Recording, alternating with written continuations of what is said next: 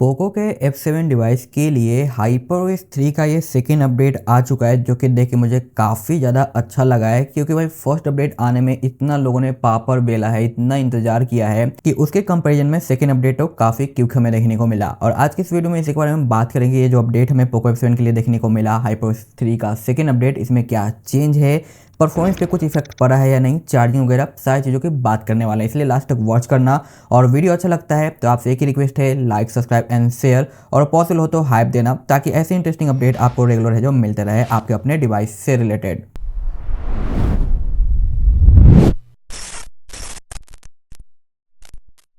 सबसे पहले change log की बात करें तो ये अपडेट हमें 1 डे पहले देखने को मिला था, जिसका नंबर आपको 3.0.4 देखने को मिलता है और साइज यहाँ पे 136 MB के आसपास का है, जिसमें सिक्योरिटी पैच जनवरी का यहाँ पे किया गया है और सिस्टम सिक्योरिटी को इंक्रीज, जिसका पोस्ट है जो आपको मेरे इस मेन चैनल पे देखने को मिल जाता है। और रही बात कि इसे डाउनलोड कैसे करना, अगर आप चाहते हो कि डाउनलोड करके मैं जल्दी से अपडेट कर लूँ, अपने OT अपडेटर का वेट ना करूँ, तो वो आपको इस चैनल पर देखने को मिल जाएगा, जो कि ये हमारा चैनल का लिंक और ये हमारा पोस्ट, जहाँ पे आपको क्लिक करके डाउनलोड कर लेना है। ये आपका स्मॉल पैकेज का OT अपडेट वाला लिंक है और ये आपका फुल रिकवरी फाइल का है, ठीक है। और अगर आपको बूटर अनलॉकिंग वगैरह चीज़ें जानना है, करवाना है, तो उसके लिए आप इस चैनल को ज्वाइन हो सकते हो, जहाँ पे पेड वाली चीज़ें मिलती रहती है, बाकी अदर चीज़ें आपको फ्री मिलती है। अब आते हैं हम अपने मेन टॉपिक के ऊपर, ठीक है। तो इसे अपडेट किए हुए हो चुके हैं 1 डे, और जब ये सिक्योरिटी पैच का अपडेट है, साइज काफ़ी स्मॉल है, तो इसमें आपको नया चेंज देखने को नहीं मिलता है, लेकिन एक छोटा सा चेंज भी आपके फ़ोन के परफॉर्मेंस को इंक्रीज या डिक्रीज कर सकता है, तो उसके ऊपर हम यहाँ पे फोकस करेंगे। बट एक चीज़ मैंने यहाँ पे नोटिस किया कि कैमरे के अंदर, जो मैंने कुछ दिन पहले सिस्टम ऐप अपडेट के वीडियो में कैमरा का रिव्यू किया था, कि कुछ नए फीचर्स आए हैं, वो फीचर्स मुझे यहाँ पे भी देखने को मिले। जैसे कि अगर मैं यहाँ पे आता हूँ तो देखो, सैचुरेटेड, कॉन्ट्रास्ट और शार्पनेस का आपको ऑप्शन देखने को मिल जाता है। तो ये पिछले अपडेट में आई थिंक नहीं था, जो नया कैमरा ऐप आया था उसमें था, मुझे जहाँ तक याद है। बट आप कंफर्म करना कि क्या ये पहले से था या नहीं। साथ ही साथ यहाँ पे आपको कुछ इस तरीके से स्लो शटर, क्विक स्नैप और बाकी डॉक्यूमेंट्री और प्लस का साइन मिलता है, जहाँ पे आप खुद से चीज़ें ऐड वगैरह कर सकते हो। और यहाँ पे इंपोर्ट का भी ऑप्शन देखने को मिलता है। साथ साथ वीडियो रिकॉर्डिंग पे अगर हम वीडियो प्ले करते हैं तो यहाँ पे स्क्रीनशॉट का एक साइन भी आपको दिखाई देता है, ठीक है। ये चीज़ें दिखाई देती है। और कैमरा वर्जन की बात करें तो कैमरा वर्जन हमारा स्टिल सेम है, कोई भी अपग्रेड नहीं आया है, जो कि 6.2.00052.0.3 हमें देखने को मिलता है, ओके। अनदर यहाँ पे एनिमेशंस वगैरह मुझे ओवरऑल सही देखने को मिला है। एनिमेशन के अंदर कोई भी कमी मुझे देखने को नहीं मिला, जैसा कि पहले था सेम उसी तरीके से आपको यहाँ पे वर्किंग देखने को मिलता है। तो इसमें नो इशूज, जो कि मुझे पसंद आया है। बाकी सेटिंग के अंदर मुझे कुछ भी नया चेंज देखने को नहीं मिला।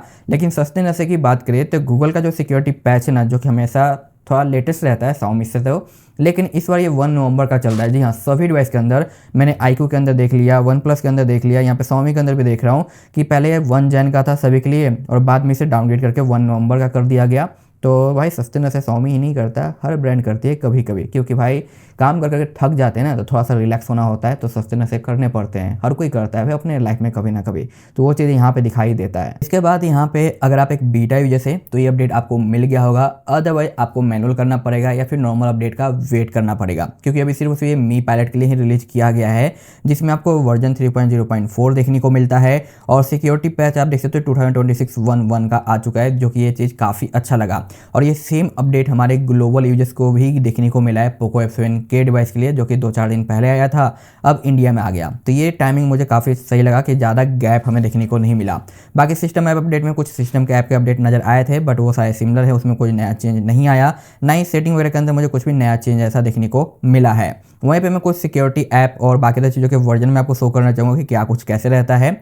तो सिक्योरिटी का जो वर्जन है वो बाय डिफॉल्ट हमें 12.0.8 देखने को मिलता है। पोको लॉन्चर 6.0.1.20.1725 समथिंग है। और आप लोग जानना चाहते हो कि भाई इसका स्टैक रिसेंट हमें कब देखने को मिलेगा, क्योंकि सिस्टम लॉन्चर में तो आ चुका है। तो रिमेंबर वन थिंग कि सिस्टम लॉन्चर में भी स्टैक रिसेंट ऑफिशियली रिलीज नहीं हुआ है अभी तक, वो सिर्फ चाइना में इंटरनल टेस्टिंग में है। और एक डिवाइस को अभी तक शायद देखने को मिला है नॉर्मल तरीके से। तो जब वहाँ पे पब्लिक रिलीज फुल्ली होगा, फिर ग्लोबल में आना चालू होगा ना, तब जाके हमारे पोको के लिए फिर अवेलेबल होगा। तो जब अभी भाई चाइना में ही इंटरनल टेस्टिंग की ओर चल रहा है, पब्लिक रिलीज नहीं किया गया ग्लोबल में, तो पोको लॉन्चर में कैसे उम्मीद कर सकते हो, क्योंकि पोको तो भाई ग्लोबल और इंडिया में है, चाइना में है नहीं, तो उसके लिए आपको वेट करना पड़ेगा। बाकी गैलरी यहाँ पे 4.3.0 आपको देखने को मिल जाता है और कॉन्टैक्ट डायलर 17.20.1017 आपको देखने को मिलेगा और कैमरा वर्जन तो मैंने शो कर ही दिया है। तो कुछ इस तरीके से बाकी द चीज़ों के वर्जन आपको नज़र आते हैं। अब डायरेक्ट हम बात करते हैं यहाँ पे इसके परफॉर्मेंस रिजल्ट का क्या कुछ कैसे देखने को मिलता है। तो यहाँ पे BGMI के अंदर स्टिल हमें 90 FPS ही देखने को मिलता है। 120 का भाई उम्मीद लगा के बैठे हैं कब से, लेकिन आ नहीं रहा है जब से। बाकी ये है हमारा AnTuTu स्कोर जो कि ओवरऑल काफ़ी अच्छा है और ये अपडेट करने के 1-2 घंटे के बाद की ही टेस्टिंग है, यानी 1 डे पहले के अंदर का ही है, जहाँ पे 7% का बैटरी ड्रॉप और 39.9 हीटिंग गया है। और जब ये 1 डे कंप्लीट करता है उसका जब मैं इसे चेक करता हूँ तो यहाँ पे देखो आपका है जो 5% का बैटरी ड्रॉप है, यानी बैटरी ड्रॉप कम हुआ सेकेंड डे होते ही, और टेम्परेचर जो हीट था वो भी यहाँ पे अंडर कंट्रोल आया है। तो रोम को थोड़ा सा सेटल होने दो, उसके बाद है जो उसकी हीटिंग वगैरह में कंट्रोल आपको दिखाई देगा। जबकि यहाँ पे 12 GB के साथ ये डिवाइस आता है तो रोम तो फर्स्ट डे ही सेटल हो जाता है, परफॉर्मेंस सेम निकाल के देता है, बस हीटिंग और बैटरी में थोड़ी बहुत इंप्रूवमेंट की ज़रूरत होती है जो कि 24 आवर्स के बाद ठीक हो जाता है।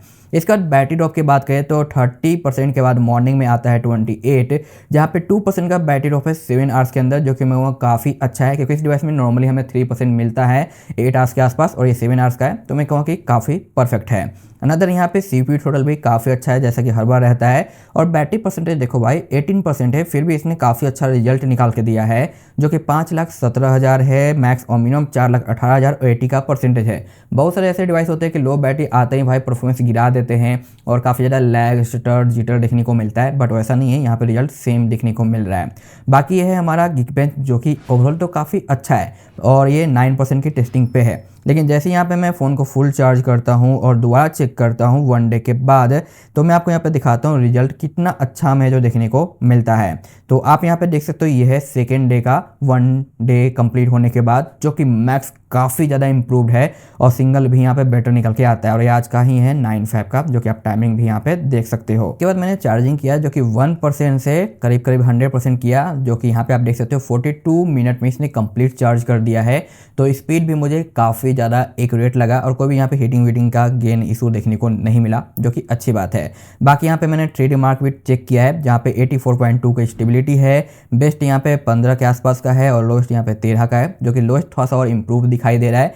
अच्छी बात है, ग्राफ डिटेल्स वगैरह आप देख सकते हो काफ़ी सही निकल के आता है। और टेम्परेचर यहाँ पे भाई 35 से 50 टच कर जाता है, जो कि नॉर्मल है। 3D मार्क में ये जाता है 50 के आसपास, सम टाइम ये 47 या 48 तक टच करता है, अदरवाइज 50 तो जाता ही जाता है। और गर्मी तो भाई अभी जस्ट शुरू हुई है, डोंट वरी, ये आपके भाई हाथों में छाले ना कर दे 3D मार्क टेस्टिंग में, तो ये बताना मुझे।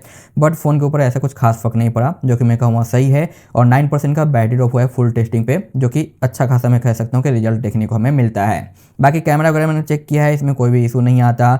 गैलरी एडिटर वगैरह सारी चीज़ें यहाँ पे है जो आपकी प्रॉपर वर्किंग रहती है, इसमें आपको कोई भी शिकायत नहीं आता। अब रही बात कि इसे अपडेट करना चाहिए या नहीं, तो हाँ भाई अपडेट अच्छा है, जैसे कि आपका 3 वाला अपडेट था सेम उसी तरीके से 3 का सेकेंड अपडेट है, आप कर सकते हो। थोड़ा सा वेट कर लो, आपके अपडेटर सेशन में आ जाएगा, उसके बाद कर लेना। अदरवाइज आपका अगर बूटर अनलॉक है तो आप अपने वे में अपडेट कर पाओगे। साथ ही साथ यहाँ पे एक और चीज़, बूटलोडर अनलॉक करवाना है, पेड सर्विस वगैरह चाहिए, तब मेरे से टेलीग्राम पे कांटेक्ट कर सकते हो मेरे सेकंड चैनल पे।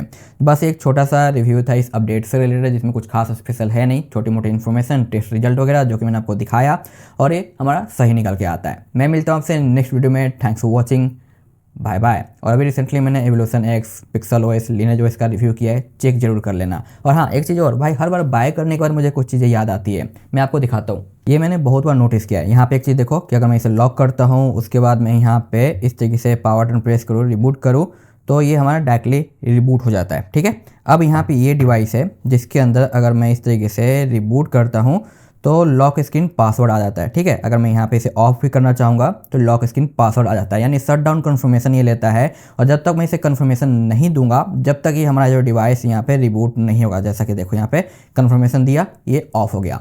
तो ये ग्लोबल के अंदर आप इनेबल कर सकते हो, जिसके ऊपर मैंने डेडिकेटेड वीडियो दे रखा है। साथ साथ फोल्डर ब्लर भी बता रखा है कि कैसे फोल्डर ब्लर काम करेगा, एक्स्ट्रा नोटिफिकेशन आइकन कैसे आप इनेबल कर सकते हो, और बहुत सारी चीज़ें मैंने उस वीडियो में बता रखा है, जिसके लिए आपको रूट वगैरह करने की जरूरत नहीं रहती, बस छोटा सा मेथड आपको फॉलो करना रहता है। तो आप उस वीडियो को चेक कर लेना, काफ़ी ज़्यादा काम आएगा। वैसे तो पोको F7 में आपको फोल्डर ब्लर देखने को मिलता है, जो एंट्री लेवल के डिवाइस होते हैं मिड वाला, उनमें फोल्डर ब्लर देखने को नहीं मिलता। और नॉर्मल तरीके से जो आइकन पैक है वो हमारा सिर्फ और सिर्फ जो रहता है 3 तक ही, लेकिन यहाँ पे आप आइकन को 6 तक एक्सपेंड कर सकते हो, जो कि यहाँ पे आपको देखने को मिलेगा। तो वो सारी चीज़ें मैंने यहाँ पे कर रखी है और ये भाई बहुत अच्छे तरीके से वर्क कर रहा है, वो भी विदाउट रूट के।